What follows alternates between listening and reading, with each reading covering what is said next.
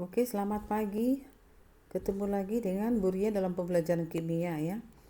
Pada kesempatan ini Ibu akan menjelaskan tentang hukum-hukum dasar kimia. Hukum-hukum dasar kimia ini nanti ya sebagai dasar kita dalam mempelajari hitungan-hitungan kimia ya atau stoikiometri. Nah, sekarang kita lihat hukum-hukum dasar kimia yang mana yang menjadi dasar untuk perhitungan stoikiometri atau hitungan-hitungan kimia. Nah, yang pertama nih adalah hukum kekekalan massa atau yang disebut hukum Lavoisier. Isinya seperti ini. Jika reaksi kimia dilakukan dalam tempat tertutup, maka massa zat sebelum dan sesudah reaksi adalah sama. Kita langsung lihat contoh nih. Logam magnesium massanya 8 gram, dibakar dengan oksigen, tentu menghasilkan magnesium oksida. Jika massa oksigen yang digunakan 12 gram, berapa massa magnesium oksida yang dihasilkan? Ingat tadi bahwa massa zat sesudah reaksi sama dengan massa zat sebelum reaksi. Tadi yang direaksikan adalah, ya, kalau saya tulis di sini, Mg direaksikan dengan oksigen akan menghasilkan magnesium oksida. Massa magnesium tadi 8 gram. Massa oksigennya tadi 12 gram. Tentu massa magnesium oksida adalah 20 gram. Ya. Sesuai dengan hukum Lavoisier, massa zat sebelum dan sesudah reaksi adalah sama. Ya. Nah, itu penjelasannya. Massa magnesium oksida sama dengan massa magnesium tambah massa oksigen. Magnesium 8, oksigen 12, berarti magnesium oksida 20 gram. Oke, kita lanjut ke hukum yang kedua. Hukum yang kedua perbandingan tetap atau disebut hukum Proust. Ingat bahwa dalam hukum Proust perbandingan massa unsur dalam senyawa itu selalu tetap. Perbandingan massanya selalu tetap. Dalam CO2 ternyata perbandingan massa C dengan O itu selalu sama dengan 3:8.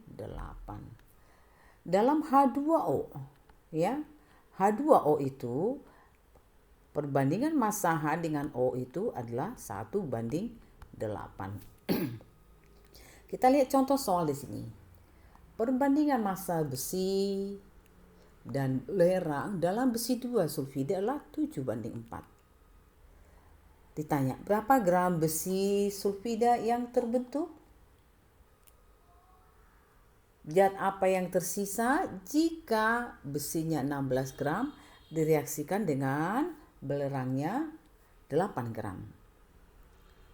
Jadi di sini tadi yang diketahui bahwa perbandingan Fe banding S itu adalah 7:4 ya. Ini perbandingan massanya. Kalau Fe ini kita masukkan 16 gram sementara S-nya 8 gram ya. Mana sih yang sisa itu maksudnya. Dalam hitungan sederhananya beginilah ya. Fe tambah S menjadi Fe S ya. Fe ditambah S menjadi FeS. Perbandingan Fe dan S 7:4. Perbandingan massanya. Jika Fe-nya 7, S-nya 4. Sekarang kita masukkan Fe-nya 16 gram, S-nya 8 gram. Nah, coba pakai logikanya. Mana yang habis bereaksi? Tentu yang bereaksi habis adalah S ini. Kita lihat di sini. S bereaksi habis 8 gram.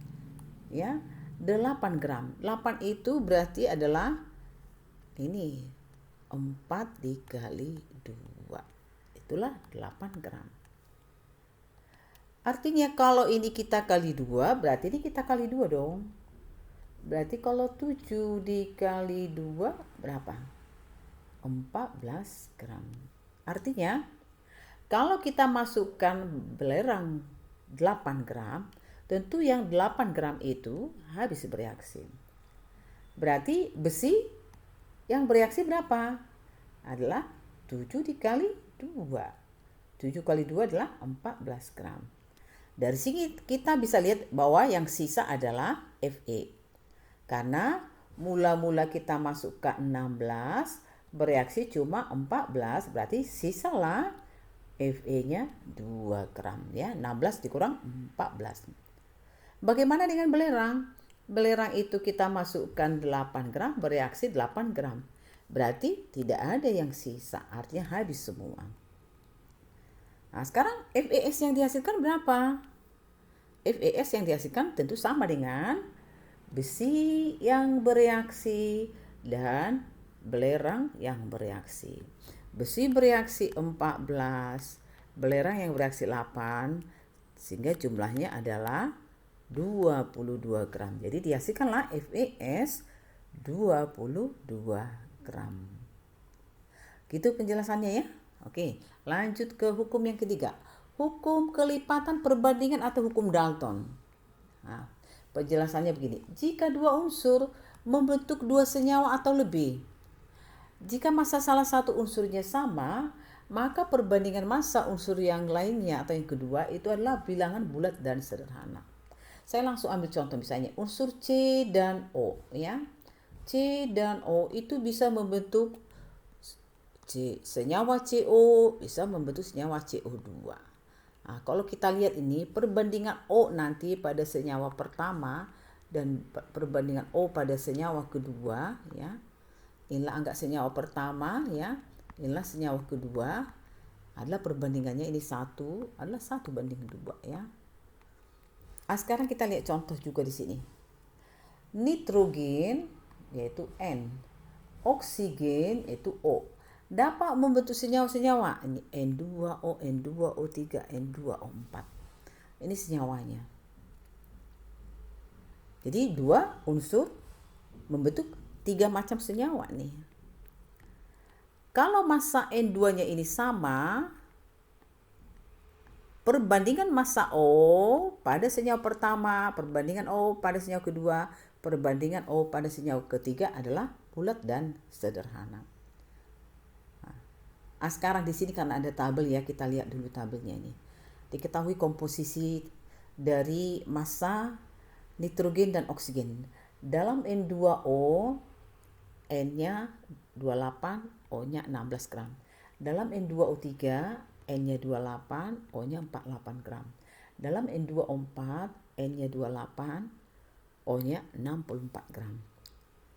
Nah, sesuai dengan hukum kelipatan perbandingan, dua unsur membentuk lebih dari dua senyawa atau lebih ya, membentuk dua atau lebih senyawa. Perbandingan massa unsur salah satunya adalah bulat dan sederhana. Jika massa salah satu unsurnya adalah tetap. Ini massa nitrogennya tetap. Massa nitrogennya tetap. Massa O-nya itu adalah bulat dan sederhana. Kalau saya singkat begini, O pada senyawa pertama banding O pada senyawa kedua banding O pada senyawa ketiga. Tentu adalah perbandingannya 16 banding 48 banding 64. Kalau kita bagi, ini tadi kita bagi 4. Kita bagi 4 berarti dia jadi 7 ya. Bagi 4 jadi 7. Kita bagi 4 ini tadi 4 banding 12 banding 16. Masih bisa kita sederhanakan, yaitu 4, 12, 16 menjadi 1 banding 3 banding 4. Ya, kita bagi 4. Inilah perbandingannya yang paling sederhana. 1 banding 3 banding 4. Ya. Jadi saya ulangi. Massa nitrogennya tadi sama semuanya, massa oksigennya 16, 48, 64. Ini tadi kita bagi 4 sehingga ini 7, 7, 7. Tentu ini kita bagi 4 jadi 4, ini kita bagi 4 jadi 12, ini kita bagi 4 jadi 16. Atau kita sederhanakan lagi, kita bagi 4 lagi sehingga dihasilkan 1 banding 3 banding 4. Itulah yang disebut perbandingannya bulat dan sederhana hukum Dalton ya. Ini sama saja nih. Oke, kita lanjut lagi ke hukum yang keempat, hukum perbandingan volume ya. pada suhu dan tekanan sama, volume gas yang bereaksi, volume gas hasil reaksi, perbandingannya bulat dan sederhana. Saya ulangi. Pada suhu dan tekanan sama, volume gas yang bereaksi, volume gas hasil reaksi, berbanding sebagai bilangan bulat dan sederhana. Nah, contoh di sini ya. H2 nih. Kita reaksikan dengan O2 akan menghasilkan H2O ya. Ya. Ini gas ya. Jika ini 2 volume, ini perbandingannya akan 1 volume, ini perbandingannya akan 2 volume. Nah, nanti kan kita pelajari bahwa ini adalah 2, ini 1, ini 2. Jika dilakukan pada suhu dan tekanan sama, perbandingan dari gas-gas hasil reaksi dan pereaksi itu bulat dan sederhana. Bulat dan sederhana ini maksudnya ini 2, ini 1, ini 2. Sama dengan misalnya yang kedua ini, nitrogen gas. Kita reaksikan dengan oksigen gas akan menghasilkan nitrogen monoksida gas. Jika ini 1 volume, ini 1 volume, ini akan membentuk 2 volume. Jadi jika ini 1, ini 1, ini akan 2. Inilah perbandingannya bulat dan sederhana. Ya. Oke, kita lanjut hukum yang berikutnya, hipotesis Avogadro. Katakan, pada suhu dan tekanan yang sama, gas yang volumenya sama pasti jumlah partikelnya sama, ya. Pada suhu dan tekanan sama, gas yang volumenya sama pasti partikelnya sama atau molekulnya sama. Nah, kita langsung lihat ini. Ini reaksi. Ya, kalau kita lihat perbandingan volumenya ini, ya, perbandingan volumenya kan ini 1, ini 3, ini 2, atau perbandingan volumenya begini. 1:3:2. Dikatakan di sini, jika 1 liter N2 ini ternyata molekulnya N. Ditanya berapa sih molekul H2? Berapa molekul NH3? Tetap pada temperatur dan tekanan sama. Katanya tadi perbandingan volume sama aja dengan perbandingan partikel. Jadi kalau saya tulis lagi di sini misalnya N2 gas, 3H2 gas, 2NH3. Katanya ini tadi 1 liter sama aja N molekul. Ya. Berarti H2-nya berapa?